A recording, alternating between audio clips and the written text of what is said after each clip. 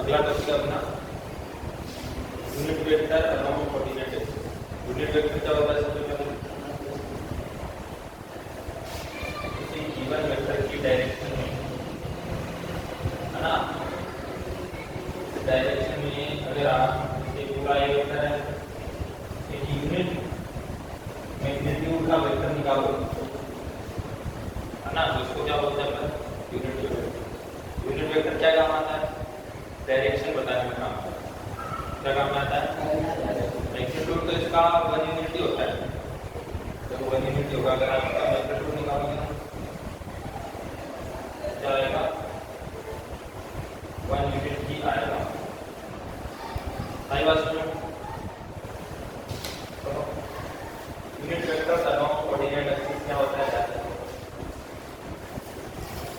Coordinate axis जानते हो सभी?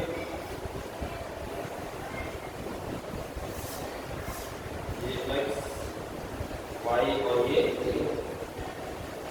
कौन सी डायरेक्शन है? x एक्सिस की डायरेक्शन, जो हमारी तरफ आ रही है। y एक्सिस की और ऊपर z एक्सिस।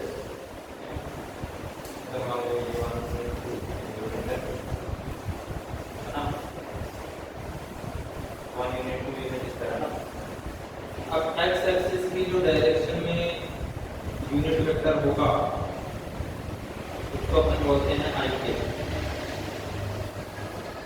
अरे बात चाहे आप ये ले लो, ये ले लो, ये ले लो, आगे इतना ही है जाएगा। x एक्सिस की जो डायरेक्शन में यूनिट वेक्टर होगा उसको क्या बोलते हैं? i के विषय से मतलब समझना, डायरेक्शन कौन सी है? x axis.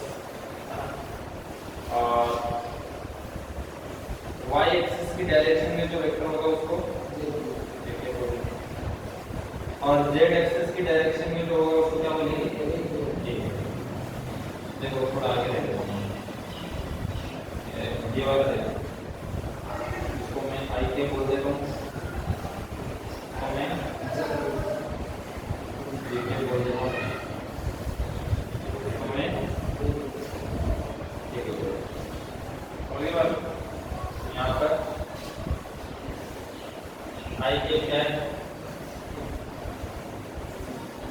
Unit vector.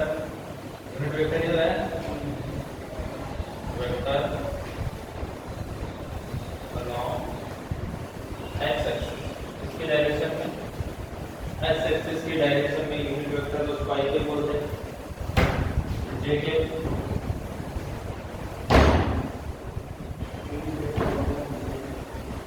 Unit vector along y axis. और के क्या होता है?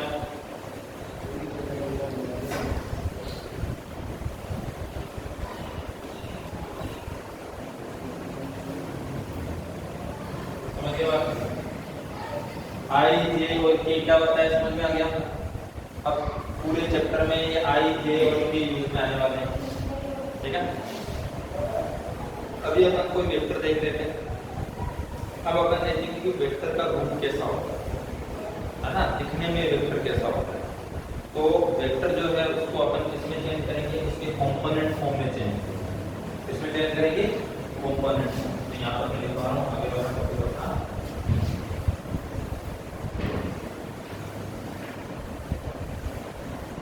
कंपोनेंट फॉर्म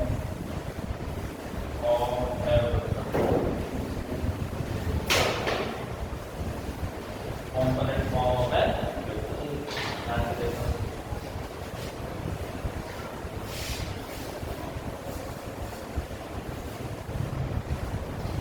ये x है, y और ये क्या है? जो पॉइंट है a मान लो, ये o है, ये पोजीशन वेक्टर है, अरे पोजीशन वेक्टर है, उसके कोऑर्डिनेट्स है x y और z।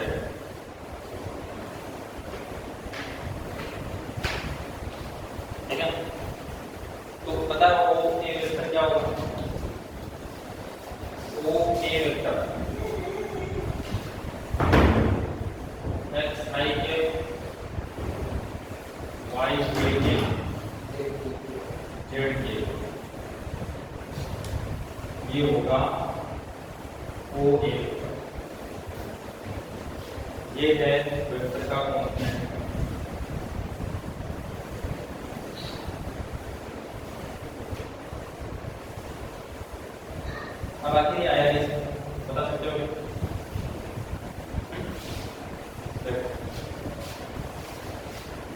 जैसे मान लो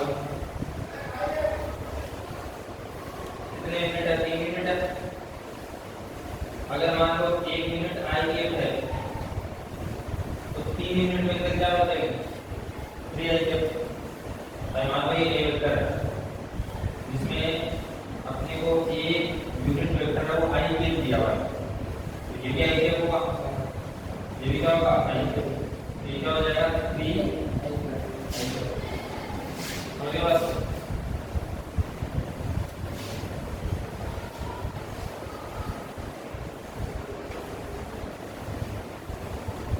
जब हम किसी पॉइंट तक पहुंचते हैं तो पॉइंट तक कैसे पहुंचते हैं, पहले x डायरेक्शन में चलते हैं, फिर y डायरेक्शन में, फिर z डायरेक्शन में कैसे चलते हैं। ये x डिस्टेंस, y डिस्टेंस और ये z डिस्टेंस। उसके बाद ये वाली डायरेक्शन, फिर ये वाली डायरेक्शन और फिर ये वाली डायरेक्शन। देखो अब देखो, अगर मैं आपसे पूछूं ये वाला वेक्टर क्या होगा, ये x i के हो जाएगा, ये y j के और ये z के। ठीक है, अब मेरे को बताओ ये वाला वेक्टर क्या होगा, ये वाला। अरे ट्रायंगल लॉ ऑफ एक्सलेशन हमें पता है ना, ये वाला और ये वाला एक ही डायरेक्शन में है ना, तो इनका रिजल्टेंट यानी इनका प्लस क्या हो जाएगा, ये x i के प्लस y j होगा नहीं होगा, किसी वाला समझिए हर्ष। ये हो गया। अब आपको तो ये वाला वेक्टर चाहिए सीधा, और ये वाला वेक्टर चाहिए आपको। अब वापस इस ट्रायंगल को ध्यान से देखो, ये एक वेक्टर है, ये एक वेक्टर है, तो इनका रिजल्टेंट ये होगा कि होगा, तीनों मिलाकर क्या हो जाएगा x i के प्लस y j के प्लस z के, तीनों मिलाकर ये वेक्टर बन जाएगा, ये वाला वेक्टर। समझ गए बात को। यहाँ पर वो ये वेक्टर क्या होगा x i के, x डायरेक्शन में i के, y डायरेक्शन में j के और z डायरेक्शन में k के। ये एक वेक्टर का कंपोनेंट फॉर्म होता है। समझ गए बात को। अब अपन जो भी वेक्टर पढ़ेंगे वो इस रूप में पढ़ेंगे, i j और k के रूप। i j और k समझ गए ना क्या है, i एक यूनिट वेक्टर है, कौन सी डायरेक्शन में, x एक्सिस में, x डायरेक्शन। j एक यूनिट वेक्टर है कौन सी डायरेक्शन में, y डायरेक्शन में। और k एक यूनिट वेक्टर है कौन सी डायरेक्शन में, z डायरेक्शन में। कोई दिक्कत है क्या, नोट करो इसको।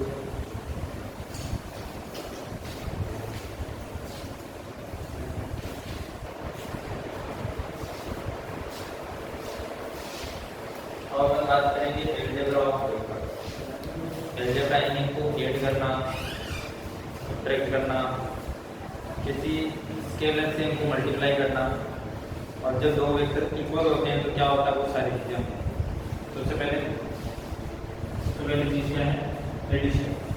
दो वेक्टर का अगर आप एडिशन कर रहे हो तो क्या रिजल्ट मिलेगा। ये दो वेक्टर है, ये वेक्टर देखो, दो वेक्टर को आपस में अलग कौन सी चीज करेगी, उनके स्केलर कंपोनेंट्स करेगी। कोफिशिएंट बोल सकते हो आप, गुणांक। अगर आप ऐड कर रहे हो a vector plus b vector, अगर आप पढ़ते हो तो क्या होगा, a1 प्लस a2 i के क्या हो जाएगा, a1 प्लस a2 i के। उसके बाद b1 प्लस b2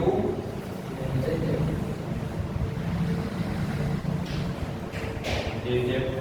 उसके बाद c1 प्लस c2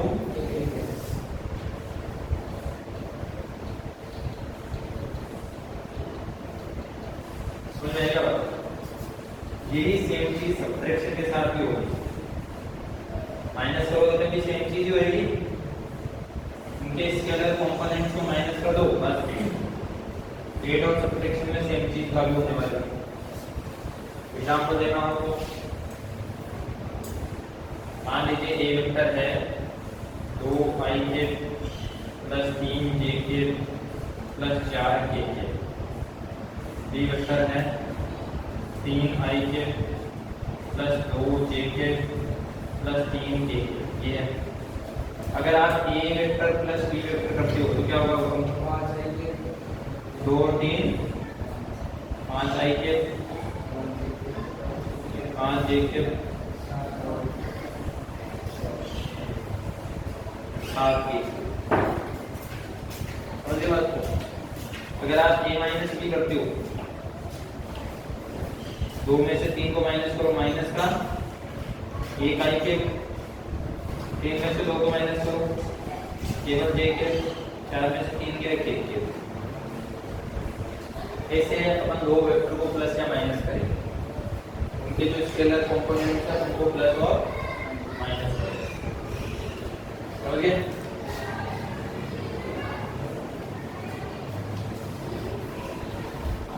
उसके बाद आता है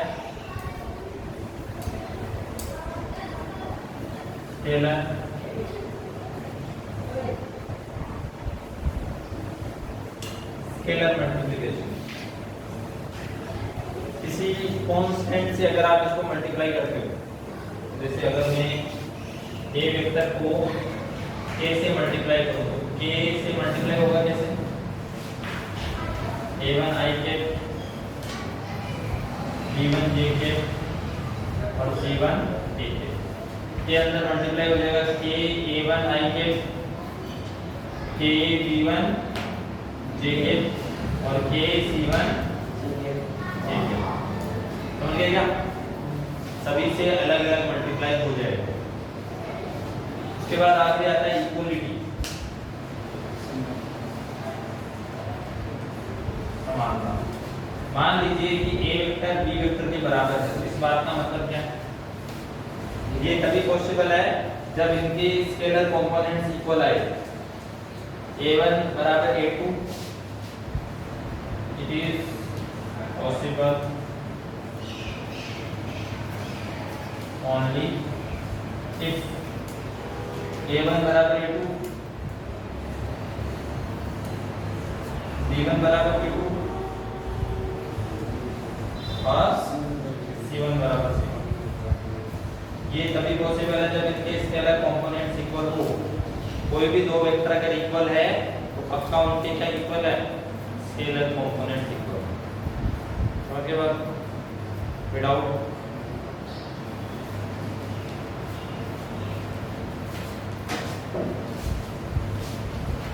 नोट करो इसको।